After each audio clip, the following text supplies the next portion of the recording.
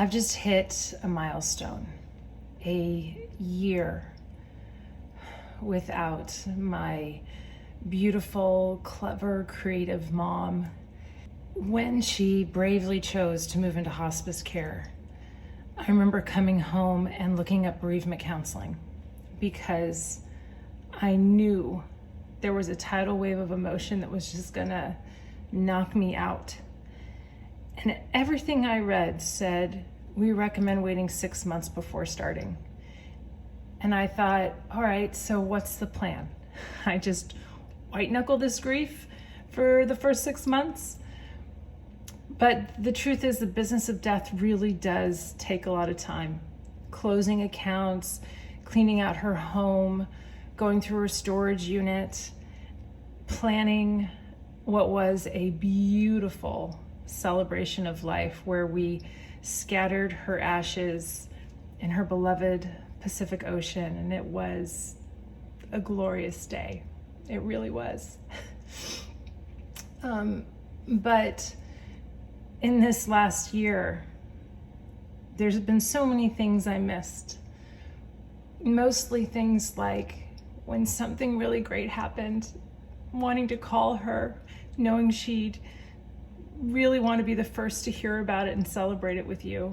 Or when something difficult happened, knowing she would have wanted to be there to support me or offer some advice. And one of the things I did a lot was make dinner with her. I would FaceTime her and I would put the phone right up here in these handles and make dinner. And she would say, "What are we making tonight?" And I would tell her about my day. She'd tell me about hers. And it was just a way to connect in our busy, busy lives. And that connection has been sorely missed. Every night I've made dinner, I've thought about her. So here I am a year later, and I haven't gone to bereavement counseling. But when we went through my mom's things, one of the things I got was her recipe box. This amazing box loaded with recipes from my mom, my aunts, my grandmother. Look, it doesn't even close, it's so full. And I think there's even recipes in here from my dad, us kids. And one of the things I thought I would do was cook everything in it. It would be like my therapy. We'll go call it recipe box therapy. And I know there's going to be things in here that I would not eat today. Casserole dishes from the 60s and 70s involving things like French green beans, potato chips, tater tots, just stuff, probably brands even that don't even exist anymore. But I'm going to do it. I'm going to cook everything in this. And I'm excited to crack it open and see what recipes I remember, what stories or memories I have connected to those recipes, even probably reaching out to aunts and siblings to ask them about a recipe that I don't remember or am curious about the history of. So I hope you'll join me and we'll sort of do a bereavement counseling together with this recipe box therapy. So let's see what's first. Okay, the first recipe is blank. It is peanut butter pie and it is absolutely blank, which is a shocker because other than her kids, her family and her friends and writing, my mother loved nothing more than peanut butter. So it's kind of tragic it only made it this far. All right, let's see what's next. A has exactly 2 recipes in it. All right, let's take out this first one. Oh my God, I love this. Look at the brown edges of this. This is fantastic. This also has no title whatsoever. Let me see if I can remember what it is. Oh, I know what this is. This is Apple Brown Betty, folks. You are in for a treat. Here's my mom, Casey, and this is her recipe for Apple Brown Betty. Okay, we're gonna start by peeling the apples. The recipe doesn't say peel the apples, but I'm telling you, I do not remember this recipe ever having peels on it. I don't think it matters which apples you use. Well, it does a little bit, right? Because Red Delicious are like, say Honey Crisp. These guys are good. These are great baking apples. I'm gonna peel this and I'm gonna cut 4 cups worth of these.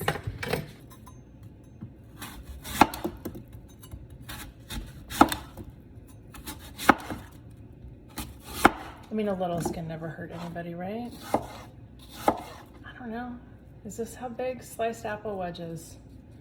Sliced in wedges? Okay, so wedges like this. I guess those are more wedges, right? All right, cool. This is gonna go faster than I thought. Wedges it is. I'm gonna tell you the story of Apple Brown Betty that I remember. So I come home from school, must have been 4th grade, and I said, Mom, I have to make something. We're filling this up pretty well. Have to make something that is from my heritage, like wherever our family's from when they migrated here. And she said, well, my family, you know, there's Irish and English, but you know, your father's family is German. We're still not sure about this, but at the time, okay, at the time she said is German. And she said, so why don't we make like an apple streusel kind of thing? And I was like, hurrah. And so we went to make this recipe. It's not an apple streusel. I mean, it's got streusel-esque, crumble-esque, I don't know. I don't know what makes a streusel. But the point is that she called this Apple Brown Betty, and there's really nothing more American sounding than Apple Brown Betty, right? So anyways, I came to school with this. It was a super hit. Everybody loved it. It's really tasty. I don't know if you can go wrong with apples and butter and sugar and cinnamon. And I just told everybody it's German, Apple Brown Betty. I wonder how you say that in German. I'm taking a little bit of license because she says to divide and mound apples in each dish. I'm just using one dish, and sprinkle each with orange juice. I've poured the orange juice in here. So I'm just gonna move it around, massage the apples with a little orange juice. And then I'm going to dump my apples and my orange juice in this dish. Here we go. All right, step 1 is done. Let's make the topping. For the topping, I need to combine sugar, flour, and spices in a bowl and cut in butter. Oh, you know what? You know what I need? I need one of those things we had when they're like, kind of, you know, you got the handle here and it comes down, it's got little slices at the bottom. There's a term for it, I'm sure. Potato musher or dough cutter. Not sure, but I'm gonna have to do it by hand. We've got 1 cup sugar. I find it incredibly satisfying to finish a bag of something. Sugar's gone. Flour, 3/4 cup sifted flour. I do have a sifter, but I'm gonna make my life a lot easier and just use this.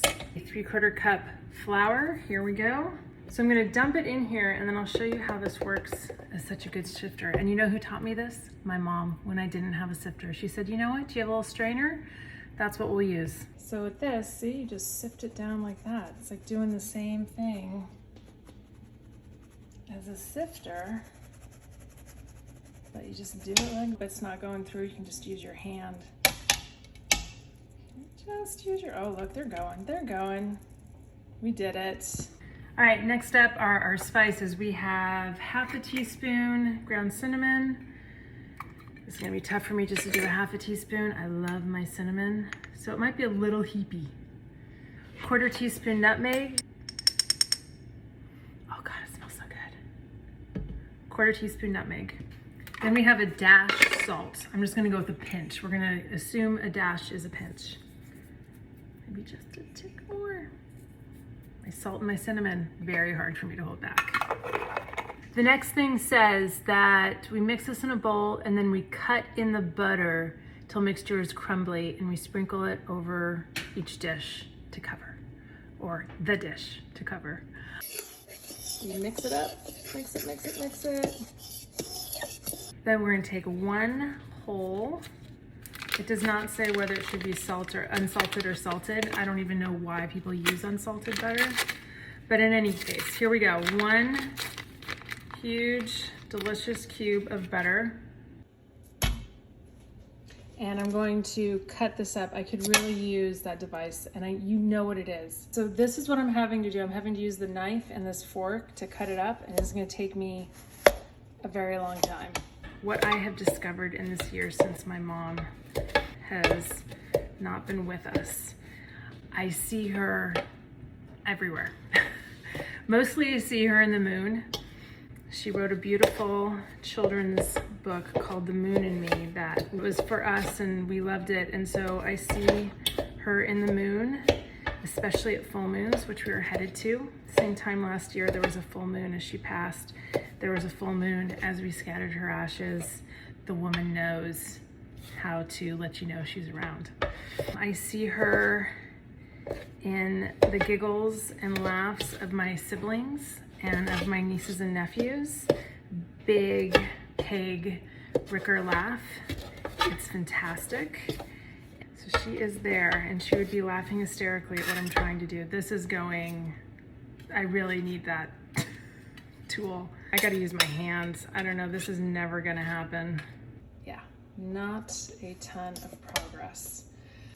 Okay, a little better. It's a little better. I guess you can just cut in with your hand. Sure, there's bakers out there right now holding their breath on this one.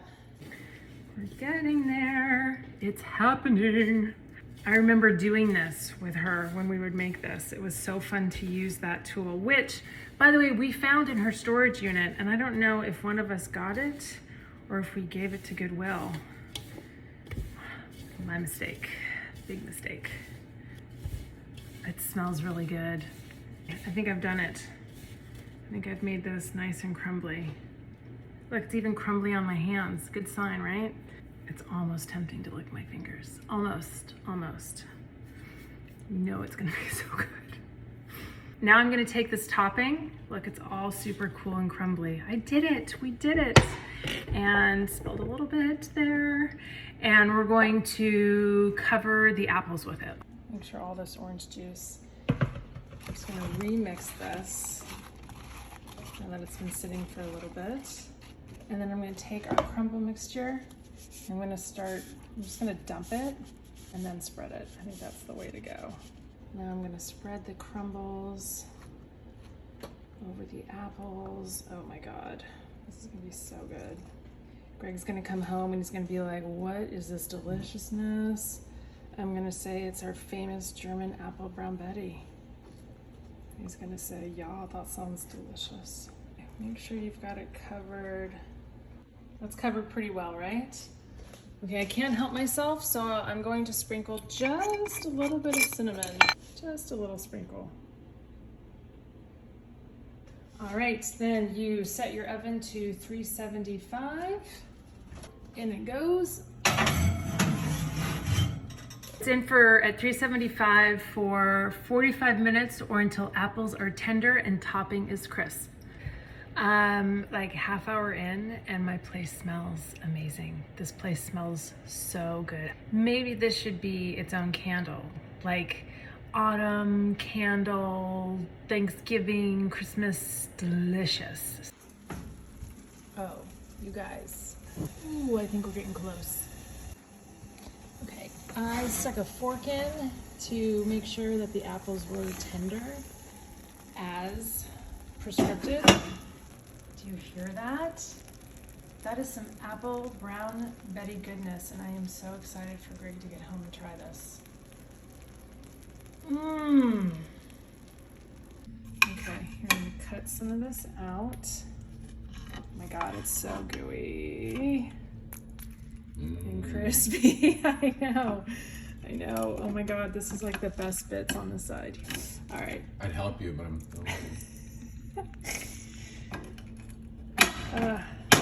okay, sorry.